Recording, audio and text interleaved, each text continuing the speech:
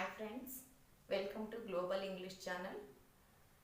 English అనేది ఎంత కష్టమో అనుకుంటుంటారు నేర్చుకోవడానికి.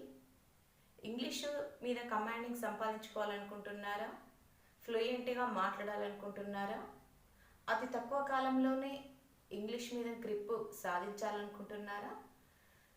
ఇలాంటి విషయాలన్నింటినీ మీరు తెలుసుకోవాలనుకుంటే ఈ గ్లోబల్ ఇంగ్లీష్ ఛానల్లోకి మీరు కంపల్సరీ సబ్స్క్రైబ్ చేసుకున్నట్లయితే మీకు నేను చేస్తున్నటువంటి ప్రతి ఒక్క వీడియో ప్రెజెంటేషన్ అనేది మీకు కంపల్సరీ నోటిఫికేషన్ ద్వారా రావడం జరుగుతుంది.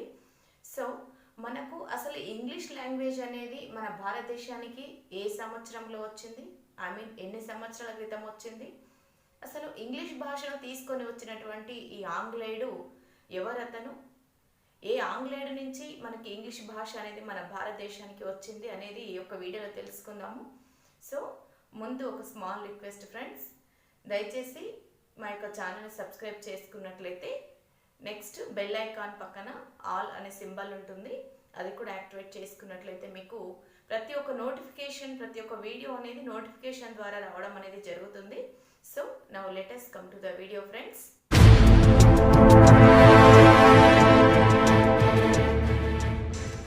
అయితే ఈ ఆంగ్ల భాష అనేది మొత్తము ప్రపంచవ్యాప్తంగా ఇది అందరి మన్ననలను అంటే అందరి యొక్క ఆదరాభిమానాలను పొందుతున్నటువంటి భాషగా ఇది ఏర్పడింది. అయితే మనకు అసలు ఇంగ్లీష్లో గ్రామర్ అనేది చాలా ఇంపార్టెంట్.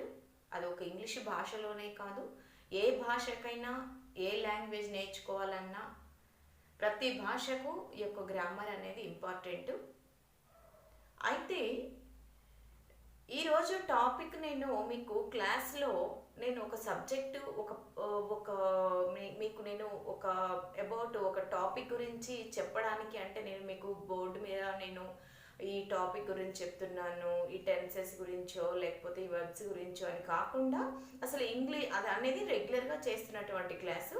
అయితే ఈ లాంగ్వేజ్ మీద ఏ విధంగా అసలు ఈ లాంగ్వేజ్ అనేది ఏ విధంగా మనం నేర్చుకోవాలి అనే టాపిక్ మీద నేను చేస్తున్నాను ఈ యొక్క వీడియో.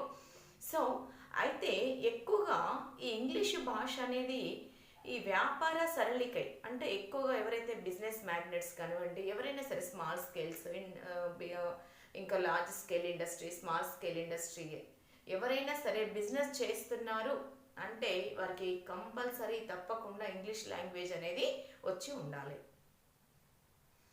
అయితే ఈ భాష అనేది యొక్క వ్యాపార అభివృద్ధికై ఇది కూడా వ్యాపారాలతో పాటు ఇంగ్లీష్ భాష కూడా అభివృద్ధి చెందుతూనే ఉంది. ఇంకా ఇది ఎక్కువగా స్ప్రెడ్ అవుతూ ఉంది. ఇంగ్లీష్ లాంగ్వేజ్ అనేది మ్యాక్సిమం వ్యాప్తి చెందుతూనే ఉంది.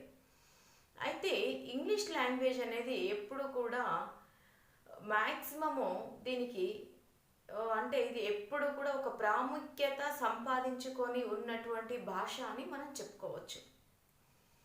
మరి ఈ యొక్క ఇంగ్లీష్ భాష మనకు ఎవరు తీసుకొచ్చారు? దాదాపుగా మనము చెప్పుకుంటూ ఉంటాము ఇది ఆంగ్లేయుల నుండి వచ్చింది అని. ఇంగ్లీషు భాష అనేది మన దేశానికి బ్రిటిష్ వాళ్ళు వచ్చినప్పుడు ఈ ఆంగ్ల భాష అనేది మన దేశానికి వచ్చింది అంటాము. అయితే అసలు ఈ ఆంగ్ల భాషను మన భారతదేశానికి తీసుకొని వచ్చినటువంటి మొట్టమొదటి వ్యక్తి ఎవరంటే మెకాలే అనేటువంటి ఒక ఆంగ్లేయుడి ద్వారా వచ్చింది. అతని పేరేంటంటే ఐఎమ్ రిపీటింగ్ అగైన్, మెకాలే అనేటువంటి ఒక ఆంగ్లేయుడు మన భారతదేశానికి ఒక 150 సంవత్సరముల క్రితమే తీసుకొని వచ్చారు. ఈ యొక్క ఇంగ్లీష్ భాష అనేది అప్పుడు అంటే దాదాపుగా 150 సంవత్సరాల క్రితము ఇది వచ్చి ఉన్నటువంటి భాష. ఇప్పుడు ఉన్నటువంటి ప్రస్తుత కాలంలో ఈ యొక్క ఆంగ్ల భాషను మనము మన సొంత భాషగానే మనము వ్యవహరిస్తున్నాము. వాస్తవంగా ఇది పరభాష. ఈ పరభాష ఇప్పుడు మన సొంత భాష అయింది. ఈ భాషను ఎవరు కూడా పరభాషగా దీన్ని వ్యవహరించడం లేదు. అంటే ఎవరు కూడా ఇది మన భాష కాదు, ఇది ఇతర దేశాల యొక్క భాష అని అనుకునే విధంగా లేదు. ఎందుకంటే ఇప్పుడు మన భాష అనేది ఒక మదర్ లాంగ్వేజ్ అనేది వన్ ఆఫ్ ది పార్ట్ అయితే మిగతా సబ్జెక్ట్స్లో అంటే ప్రతి ఒక్క సబ్జెక్టు స్టూడెంట్స్ని చూసుకున్నట్లయితే ప్రైమరీ నుండి ఏంటి కేజీ నుండి పీజీ వరకు అంటే ప్రతి ఒక్క సబ్జెక్ట్ అనేది ఇంగ్లీష్లోనే ఉంటుంది. ఒక మదర్ లాంగ్వేజ్ ఒక సబ్జెక్ట్ అనేది ఒకటి పక్కన పెట్టేస్తే మిగతా సబ్జెక్ట్స్ ఏమైతే ఉన్నాయో ప్రతి ఒక్కటి కూడా ఈ పరభాష అయినటువంటి ఒక ఆంగ్ల భాషని తీసుకొని అదే మన భాషగా వ్యవహరిస్తున్నారు. ఇప్పుడున్నటువంటి జనరేషన్కి అదే ఎక్కువగా ప్రాముఖ్యత అనేది ఎక్కువగా ఇస్తుంది, దానికి ఎక్కువగా ప్రాముఖ్యత అనేది ఇస్తున్నాము. రైట్, ఈ పరభాష అయినటువంటి ఈ యొక్క ఆంగ్ల భాషకే మనం ఎక్కువగా ప్రాముఖ్యత ఇస్తున్నాము. కాబట్టి ఈ భాషను మనము నేర్చుకోవడం కూడా మన సొంత భాషలాగానే నేర్చుకుంటున్నాము. ఇదేదో వేరే దేశాల నుండి వచ్చిన లాంగ్వేజ్ కదా, ఇది పరభాష కదా అనే ఆలోచన భావన మనలో లేకుండా పోయి ఇంగ్లీషే మన సొంత భాష, ఈ ఆంగ్ల భాషనే మన సొంత భాష అనే విధంగా మనము నేర్చుకుంటున్నాము.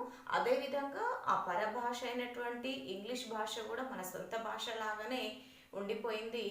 సో అందువలన అంటే మనం ఇంగ్లీష్ అనేది ఎక్కువగా నేర్చుకోవడం వలన అంటే మనకి ప్రతి ఒక్క సందర్భంలో ఇంగ్లీష్ అనేది చాలా మనకి అవసరం అవుతుంది.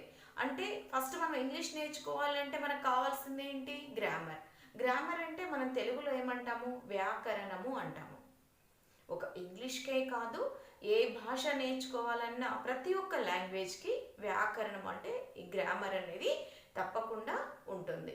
అది ఒక క్రమ పద్ధతిలో ఉంటే మాత్రమే ఈ గ్రామర్ అనేది అంటే ఆ భాష అనేది మనకు పర్ఫెక్ట్ అవుతుంది.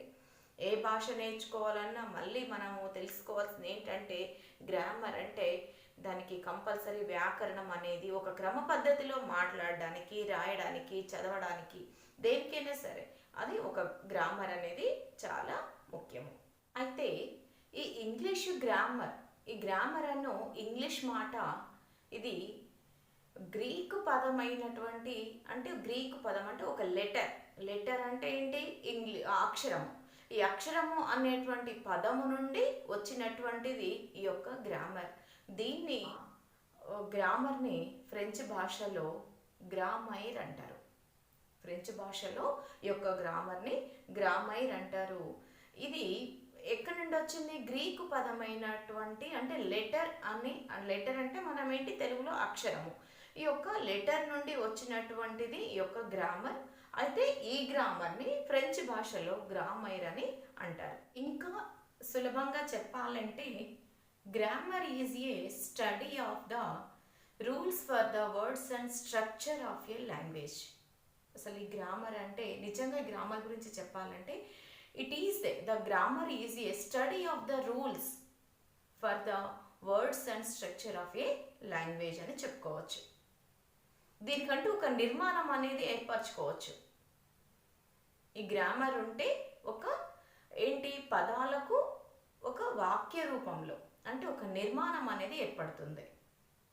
సో ఈ గ్రామర్ అనేది ఈ భాషా శాస్త్రం, ఈ గ్రామర్ అనేది ఒక భాషా శాస్త్రము.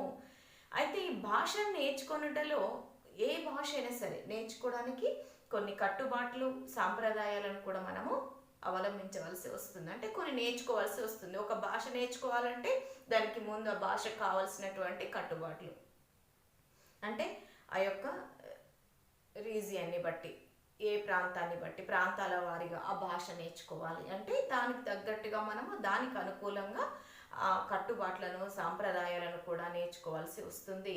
కాబట్టి ఇట్లా మనము మాట్లాడి ఈ విధంగా నేర్చుకునేటువంటి దాన్నే గ్రామర్ అంటాము. అయితే మనము మాట్లాడేటువంటి ఈ భాష అనేది కొన్ని శబ్దముల అంటే కొన్ని పదముల నుండి వచ్చేటువంటి శబ్దముల యొక్క కూర్పు అంటే వరుస. మనం ఏదైతే మాట్లాడుతున్నామో మాట్లాడేటువంటి ప్రతి మాటకి ఒక శబ్దము అనేది వస్తుంది, ఒక ఉచ్చారణ అనేది వస్తుంది.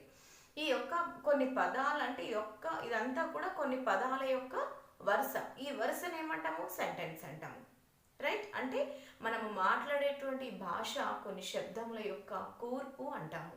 ఈ విధంగా అండి మనము ఒక భాష నేర్చుకోవాలి అంటే దానికి ముందు కావాల్సినటువంటిది ఏంటి? వ్యాకరణము. గ్రామర్ అనేది చాలా ఇంపార్టెంట్.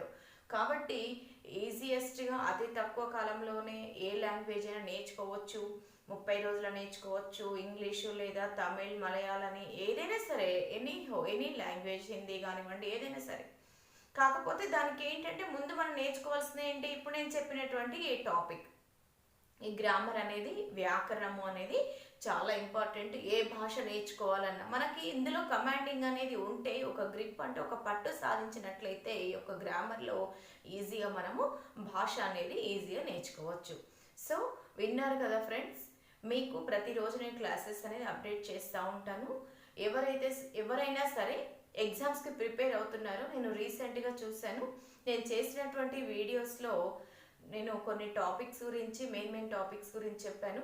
అవి రీసెంట్గా నిన్న నడిచినటువంటి డిగ్రీలో ఆ క్వశ్చన్స్ అనేవి పార్ట్ బిలో వచ్చాయి.